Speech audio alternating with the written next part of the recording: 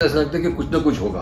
अब हमारी बैटिंग बहुत सॉर्टेड है, कभी मुश्किल में फंस सकती है टीम। लेकिन सेमीफाइनल फाइनल मैच में यही एक दिक्कत आ सकी कि क्या कहीं ऐसा लगता है कि एक और ऑलराउंडर होना चाहिए टीम में? शार्दुल ठाकुर खिला सकते हैं, वो एक ऑप्शन है। वर्ल्ड कप 2023 में इंडियन टीम अपने ड्रीम सफर पर चल रही है। एक बेहतरीन मुकाबले एक के बाद एक जीत रही है और सेमीफाइनल खेलना पक्का कर लिया है। लेकिन इस बीच एक झटका लगा है टीम इंडिया को, और वो है हार्दिक पांड्या का वर्ल्ड कप से बाहर हो जाना। वर्ल्ड कप से बाहर हो जाने का मतलब है कि अब टीम इंडिया के पास एक बेहतरीन ऑलराउंडर की कमी हो गई है, जो लग रहा था पहले को नॉकआउट मैचेस खेलेंगे। तो आखिर क्या टीम इंडिया इस झटके के लिए तैयार है? क्योंकि हमने ये भी देखा है कि हार्दिक पांड्या के चोटिल होने के बावजूद टीम इंडिया बेहतरीन परफॉर्म कर रही है और बहुत ज़्यादा असर नहीं दिखा है, उनकी कमी बहुत नहीं कली है। तो क्या लगता है, हार्दिक पांड्या के बिना भी टीम इंडिया नॉकआउट राउंड में वैसे ही जाएगी दमदारी के साथ? जरूर जाएगी तो दमदारी के साथ। देखिए, लेकिन हार्दिक पांड्या एक ऑप्शन होता था कि बॉलिंग के लिए, है ना, सिक्स्थ बॉलर, वो नहीं मिलेगा। बैटिंग में डेफिनेटली एक मैच विनर है, फिनिशर है और काफ़ी मैचेस जीता है। तो मुझे ऐसा लगता है कि जिस तरह से अब खेल रही है टीम इंडिया, इतना महसूस नहीं होगा। लेकिन सेमीफाइनल फाइनल मैच एक हाई वोल्टेज मैच होता है, वहाँ पे आपको एक्सपीरियंस पे होना जरूरी होता है, जो कि प्रेशर्स ले और अच्छा। तो वहाँ पर कहीं ना कहीं ऐसा लगेगा कि सेमीफाइनल या फाइनल में इसकी महसूस हो सकती है। लेकिन जिस तरह से इंडिया अब खेल रही है, जिस तरह से अपनी फास्ट बॉलर्स बॉलिंग डाल रहे हैं, मुझे नहीं लगता है कि हम उसको मिस करेंगे।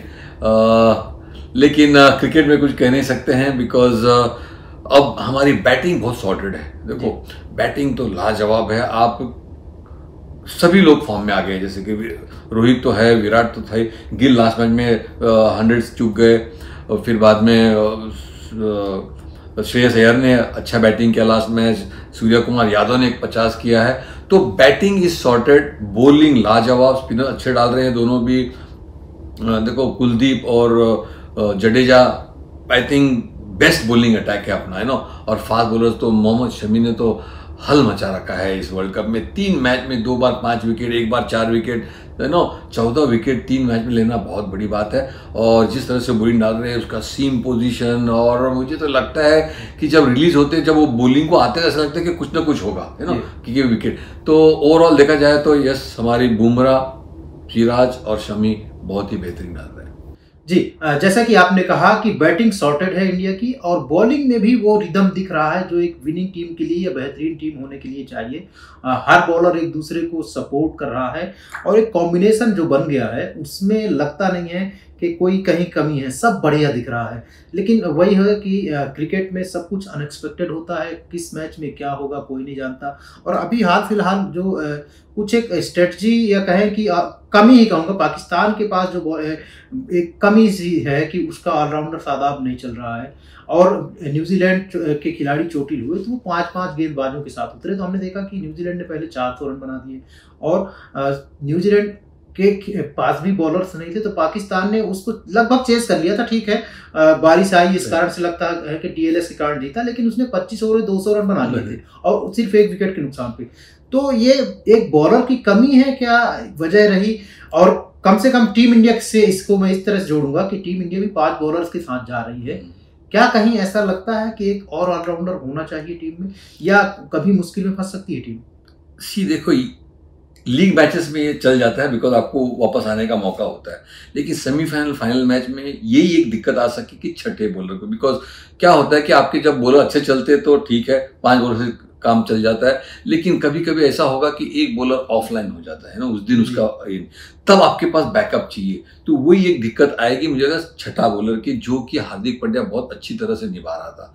तो मुझे लगता है कि हम चाहते हैं कि ऐसे वक्त नहीं आए, लेकिन वो दिक्कत आ सकती है सेमीफाइनल फाइनल में। छठा ऑप्शन जो है ना, हम कहते हैं, वो उसकी। जी, और ये होता भी है कि आपके चाहने से कुछ होगा नहीं, क्योंकि आपके पास जो बेस्ट अवेलेबल है वो खेल रहे हैं, और वो परफॉर्मेंस भी अपना बेस्ट ही दे रहे हैं। तो इस तरह के ये इफ एंड बट्स तो लगे ही रहते हैं। टीम इंडिया का आखिरी मुकाबला 12 नवंबर को है नीदरलैंड से, और इस मुकाबले को लेकर के ये है कि अब ये मुकाबला उस सेमीफाइनल के लिए तो कोई इंपॉर्टेंट रह नहीं गया है, क्योंकि भारत सेमीफाइनल में जगह बना ही चुका है। लेकिन क्या इस मैच में टीम इंडिया अपने बॉलर्स को रेस्ट देगी? क्योंकि लगातार मैच खेल रहे हैं बुमराह, सिराज, तो कम से कम इन दोनों में से किसी एक गेंदबाज को क्या रेस्ट दिया जा सकता है, या किसी बैटर को रेस्ट दिया जा सकता है, या फिर ये होगा कि नहीं जिस रिदम में है ये खिलाड़ी तो उनको ब्रेक देना ठीक नहीं है? क्या लगता है आपको? मुझे लगता है कि यस, हम लोग ऑलरेडी क्वालिफाई हो गए हैं, तो शायद फास्ट बॉलर को रेस्ट दिया जाए, बिकॉज उसके बाद सेमीफाइनल और फाइनल मैचेस है, इंपॉर्टेंट मैचेस है, तो शायद कोई एक बॉलर को रेस्ट दे के बुमराह या इवन सिराज, दो में से एक जन को रेस्ट दे के शार्दुल ठाकुर को खिला सकते हैं, वो एक ऑप्शन है। और मुझे लगता है कि ज़्यादा बैटिंग में फेर बदल तो नहीं करेंगे, लेकिन बॉलर में एक ऑप्शन है कि शायद उनको मैनेज करना पड़े तो उसको रेस्ट दे सकते हैं। जी, तो ये तो रही टीम इंडिया के सफर की बात। टीम इंडिया जिस तरह से परफॉर्मेंस कर रही है, जिस तरह से खिलाड़ी एक के बाद एक सारे फॉर्म में आए हैं, अगर हम देखें तो रोहित कोहली तो शुरुआत से ही फॉर्म में थे, लेकिन कुछ एक जो चिंता हो रही थी मिडिल ऑर्डर की, तो श्रेयस अय्यर ने उसकी भरपाई की, और जब सूर्या को मौका मिला तो सूर्या ने भी अपना योगदान दिया।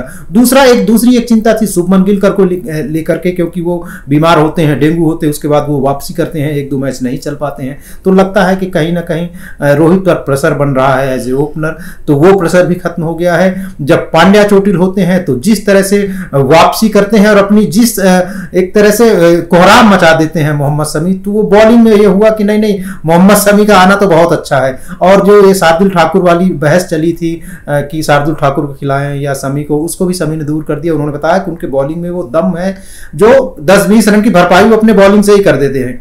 तो ये तो बेहतरीन सफर पर चल रही है टीम इंडिया, और उम्मीद है कि यही सफर उसका बरकरार रखेगा। टीम इंडिया के फैंस की जो उम्मीद है, मुराद है कि भाई ट्रॉफी एक बार फिर आए, वो रोहित शर्मा ब्रिगेड फिर दिलाएगी ट्रॉफी।